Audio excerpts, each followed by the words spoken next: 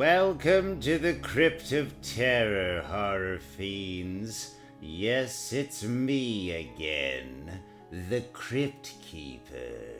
Once more I am your host in my mad mag, Tales from the Crypt.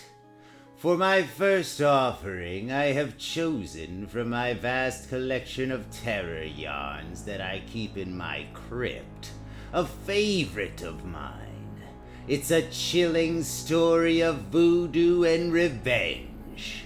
I call this little epic Drawn and Quartered. My story begins on the island of Haiti, in the city of Port-au-Prince, in a hot, dirty, sparsely furnished apartment that had been converted to a studio. A young American, an artist, stands before his easel painting a self-portrait. There, almost finished, a perfect likeness of myself. My best piece of work. What's the use? It'll be like all my other pictures. Scorned, criticized, worthless. The young artist you are watching is Max Moore. He is a recent arrival in Haiti. He has spent his last penny to come here. Back home in the States, Max was a failure. Fenton Breedley, the art critic, said his work was poor. Arthur Green, the art dealer, couldn't sell a picture. And so Lawrence Diltant, the famous art collector, had bought up every painting that Max had done, cheap. It had been enough to bring Max here to Haiti, the island of voodoo. Later, in a small insect-ridden bar, Max sits dejectedly at a table. Max? Max Moore? You old genius, you... Bob Dixon. What a sight for sore eyes. The newcomer greets Max with a warm handshake and sits down. Say, what are you doing? Roughing it? You artists are all alike. Shabby clothes. If I could afford better, I'd buy it, Bob. Don't give me that, Max. Any artist who gets $5,000 a picture on... What in blazes are you talking about? I never sold a picture for more than $50 back in the States. That's impossible. I saw one of your paintings go for $5,000. It was at the Arthur Green Galleries. Larry Diltant sold it. But Fenton Breedley, the critic, said my paintings were bad. Showed no talent. Yeah? Well, Fenton Breedley changed his mind.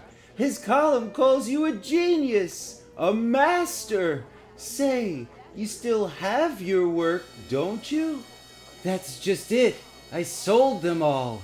Every picture to Larry Diltant. Something tells me you've been taken for a ride, Max. Bob, can you let me have some money? I'll need it to buy my revenge. And so, late that night, Max Moore leaves Port-au-Prince and travels into the jungles of Haiti, following the sound of the voodoo drums. Soon he reaches a clearing. Dark-skinned natives are dancing and chanting. Go away, white man. This not for you. Go away. I've come to buy voodoo. I have money. Max is led into a thatched hut where a wrinkled old native huddles over a small fire.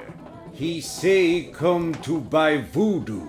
What do you want voodoo for, white man? Revenge. 3 men have stolen from me, and I want revenge. After Max tells the old native his story... You say you are artiste? You make good pictures. I think so. The wrinkled old man puts a small pot upon the fire and begins a weird chant. Then he turns to Max. Place your hand. and you paint with into boiling contents of pot. But I'll scald myself. You want voodoo? You must do it. Okay. But if that stuff is as hot as it looks, I'll never be able to paint again. Max hesitates. He stares down at the foul-smelling, gurgling, steaming contents in the pot. Suddenly, he plunges his right hand into the bubbling brew. Why, it didn't burn. Voodoo is finished. Voodoo is yours. Give me money. What? Is that all? Say, what is this? Don't I get one of those dolls to stick pins into? You are artiste. You can draw.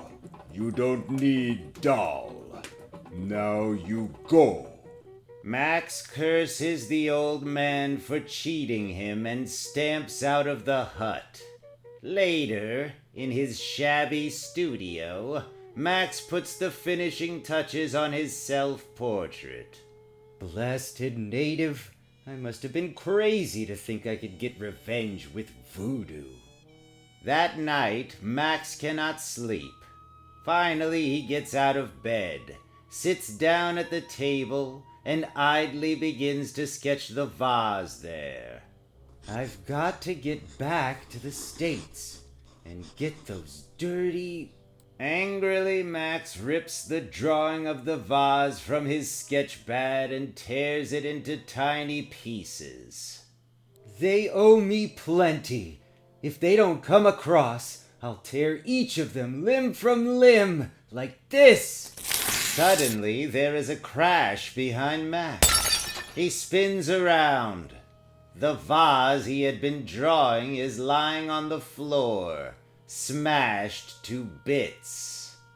It must have fallen off the table when I tore up the drawing of it. Max stares in horror at the pieces of paper in his hand. It's voodoo. Swiftly, Max sketches the crust of bread that lies on the floor next to the garbage can. Then he takes an eraser and rubs out half of it. I've got to be sure. For a full minute, Max stares at the crust of bread. Nothing happens. Then suddenly, a huge rat darts out from behind the garbage can and begins to devour the bread. It does work! It does!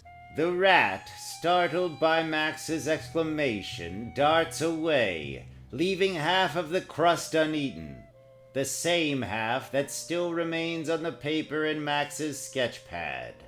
Suddenly, Max gasps. On the easel, watching him, is... Good Lord! My self-portrait! I finished it tonight. I wonder... Max takes his palette knife and scratches a small nick into the portrait's cheek. Then he sits down to wait. Nothing happens. Soon Max's head begins to nod. Sleep creeps upon him. Then, as he dozes off, he topples forward. The fall awakens him. He lies sprawled, face downward on the floor. There is a burning sensation on his cheek. Max puts his hand to his face and feels something wet and sticky. Blood! I cut my face on the broken vase when I fell. Max stares wide-eyed in horror at his self-portrait. It seems to be smiling at him. Oh, Lord! My portrait is voodoo, too. I can't destroy it. I've got to protect it from harm. Then Max begins to laugh. But what power I hold now. What revenge I can have. Any picture I draw is voodoo. Anything that happens to the picture happens to the original subject. Several days later, with a loan from Bob Dixon, Max flies to New York, his precious self-portrait under his arm. First thing I've got to do is put this portrait where it will be safe. Max goes straight to his old studio apartment building. Harry Halley, his ex-landlord who had thrown him out for non-payment of rent, answers the door. Well, Max Moore, I suppose you want your old studio back, eh? Well, if you pay me the back rent, you can have it. Here's your back rent and a month in advance. Then Max buys a safe, large enough to hold his self-portrait. There. Now I can begin to take my revenge. My portrait will be safe in there. Max takes a sheet of drawing paper and sketches a picture of Harry Halley, the landlord. Once you kicked me out, Mr. Halley, when I was broke. Max takes an eraser and rubs out one of Mr. Halley's legs. Well, now you'll kick no more. Suddenly, outside, there is a shriek of brakes and a scream of pain. Max goes to the window. On the street, a crowd has gathered. Mr. Halley, Max's landlord, has been run over by a car. His leg is crushed. They'll have to amputate. Then Max takes a new sheet of paper and draws the face of Fenton Breedley, the art critic. So you lied to me, eh, Breedley? You looked at my pictures and said they were no good, eh? Well... Max takes an eraser and erases the eyes on Breedley's portrait. Well, now you'll never see another picture again. Far across the city, Fenton Breedley screams in pain. His wife has just flung acid at his face. There! That will fix you. Now maybe you'll spend more time with me. Now maybe you won't be such a ladies' man. On a third sheet of paper, Max draws a likeness of Arthur Green, art dealer. You lied to me, Arthur. You told me my pictures were worthless, that you couldn't sell them. Then you did, and they were no longer mine. With the eraser, Max obliterates Arthur's hands. That was an underhanded trick, Green. Yes, underhanded. So, no hands for you anymore. In the back room of the Green Galleries, Arthur slumps to the floor, shrieking in pain. Somebody get an ambulance! Mr. Green just got his hands in the big mat cutter. In his studio, Max Moore sits before his sketch pad, gasping for breath. Air! I need air! I'm suffocating! I can't breathe! Suddenly, Max realizes what is happening. He stumbles to the safe, the room spinning before his eyes. Airtight, safe, portrait, suffocating. Got to get it out into the air. Just as everything goes black, Max manages to open the safe. He lies before it, sucking in the cool air. The safe is no good. I've got to find a better spot. The portrait needs air. Max goes to the closet. He puts the portrait inside. In the roof of the closet is a skylight. This is a good spot. I can open the skylight slightly and lock the door. Max turns the small crank that opens the skylight to admit air. Then he closes the door. Inside the closet, his self-portrait smiles up at the daylight. The next day, the newspapers carry the stories of the unfortunate accidents to Halley and Breedley and Green. Now it's time for me to see Lawrence Dilettante, the man who profited the most by buying my paintings cheap and selling them at a high price. As Max Moore leaves his studio, up on the roof, a sign painter readies his paints on a scaffold hugging a billboard. Max makes his way down the steps into the subway. It won't take much for me to convince Dilettante to hand over some of the money that's due me. Up on the scaffold, the sign painter accidentally kicks a large can of turpentine. Drat it, there goes my terps. The can of turpentine plummets downward, crashing through the skylight. In the subway station, a horrified crowd gathers, staring down at the remains of Max Moore under the huge wheels of the second car of the subway train. He just fell as the train pulled in.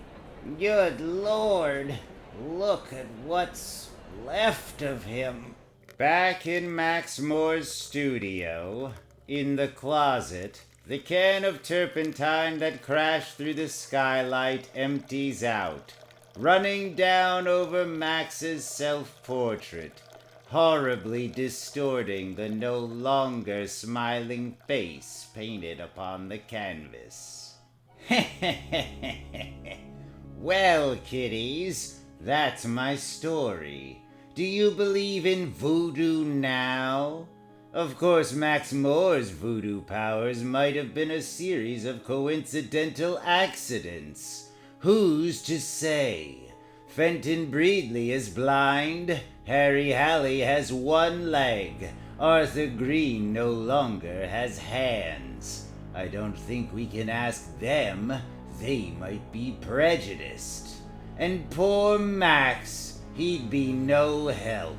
Max was doing all right, too, until that sign painter kicked the bucket.